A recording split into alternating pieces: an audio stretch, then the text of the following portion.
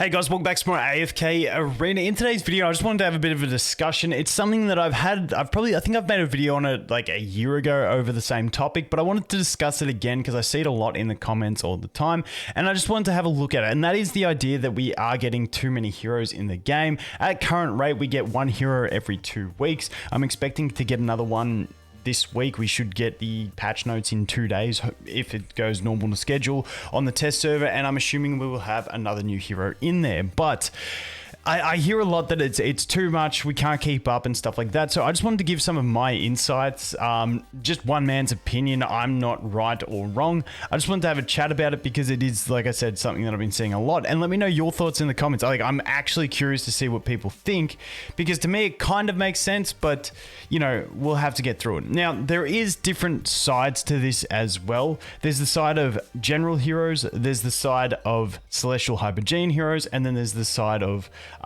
dimensional heroes. And now obviously we also have the new awakened type heroes, which I feel like these, I don't know how often they're going to put out these awakened heroes.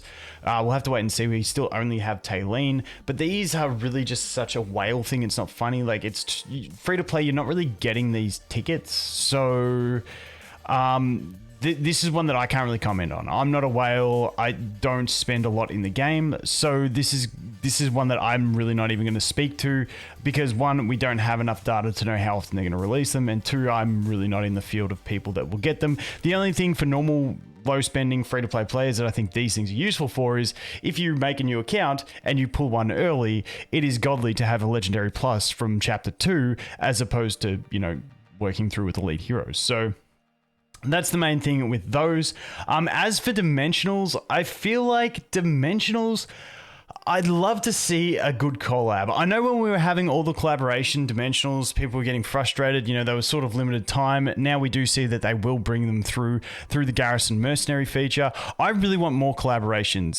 The last few, we had Merlin, we had Da Vinci, and then we had Baba Yaga, and these three, like, I don't know, they don't have the spice for me. That's just me personally. Like, their designs are good for the characters that they are. Like, I love the way she goes into the house and becomes the old lady and then magics herself back. I think her animations are fantastic, all that stuff. But like, they lack that bit of spice. I love having something to do with it. For instance, with the Overlord collab, with the Persona collab, like, that made me watch those animes. That I really enjoyed because it made me watch them.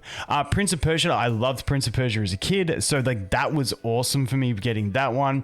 Everyone knows Assassin's Creed, that was really good. The SNK ones weren't as big, they were just more like an experimental thing. But like this little period, even though we had a double collab where you had to save up a ton of resources, I kind of miss the collabs. I would really like to see another cool collab that I can get really excited about, but we will have to wait and see.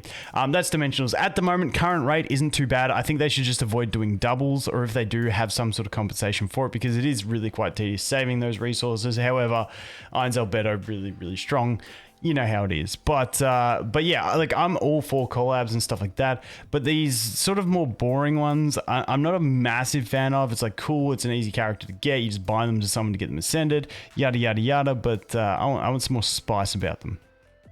As for the regular heroes, now, I don't see it as an issue. For the people that I see this as an issue for is people that are completionists who want to like build everything that comes out.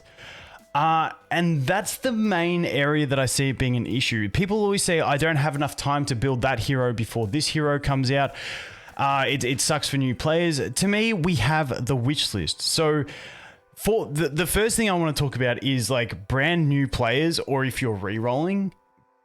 To me, the more heroes that come, the better. The only thing it impacts is going to be like your purple stones, because you do have less chance to get what you want from purple stones. But seeing as we have the wish list, the more heroes that come. For instance, let's look at Wilders, for instance.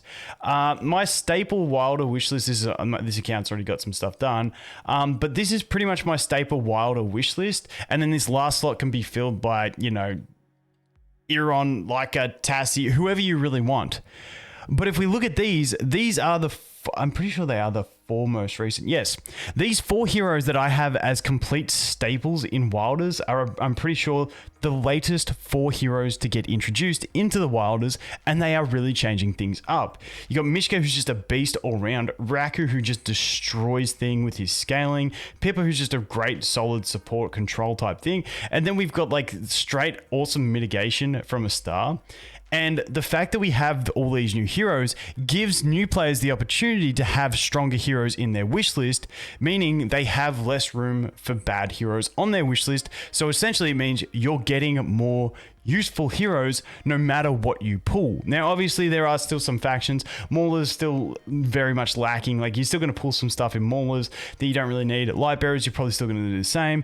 Graveborn, you're pretty solid in Graveborn as well. There's some pretty good options down there. But I think all in all, having more new heroes for new players is a good thing. The one issue is that even though it's good to have more options because you can make a better wish list, the issue is if you don't know well enough and you don't research, you can also make a much worse wish list. So it is a lot more knowledge that's required to build a good wish list for a new player, but there are the better options. So I think as long as someone's willing to do the research, it's cool. And if they're not willing to do the research, I think they're playing it more casually and they don't care as much, would be my view. So all around, I don't think new heroes for new players is a bad thing.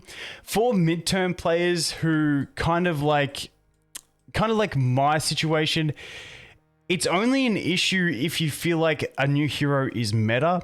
However, on the flip side, if if we keep releasing new heroes that are fairly average, it's like, what's the point? It's sort of this in-between phase. This is why I said I don't have the answer, and I don't really have an opinion on it myself.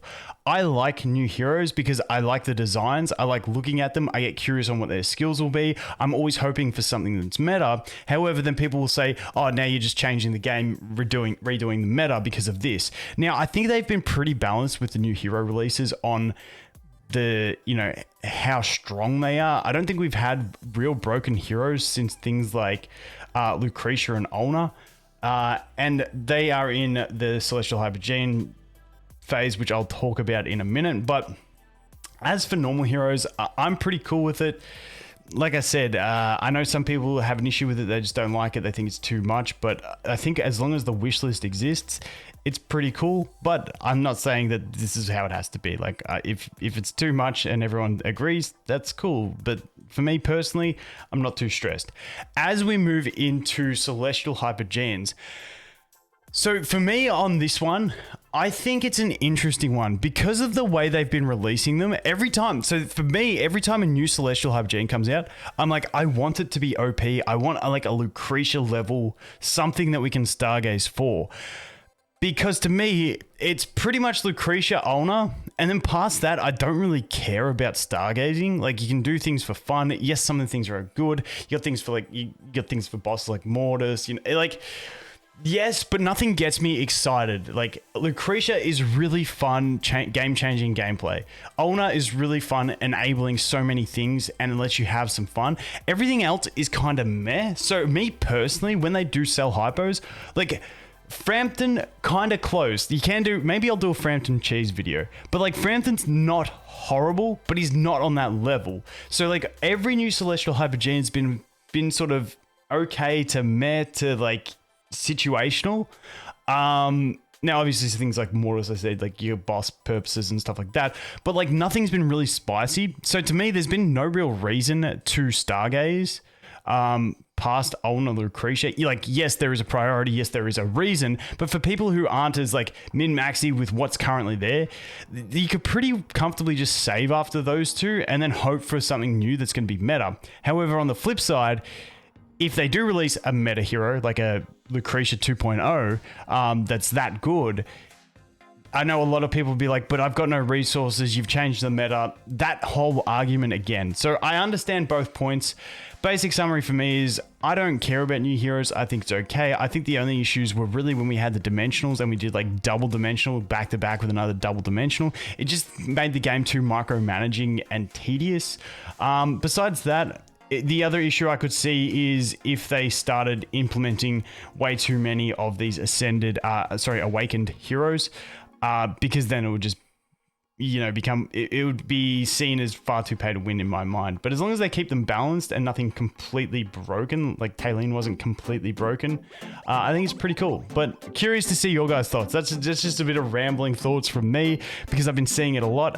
But curious to see what you guys think. Anyway, thanks for watching. Hope you have an awesome day, and I look forward to seeing the next one. Cheers.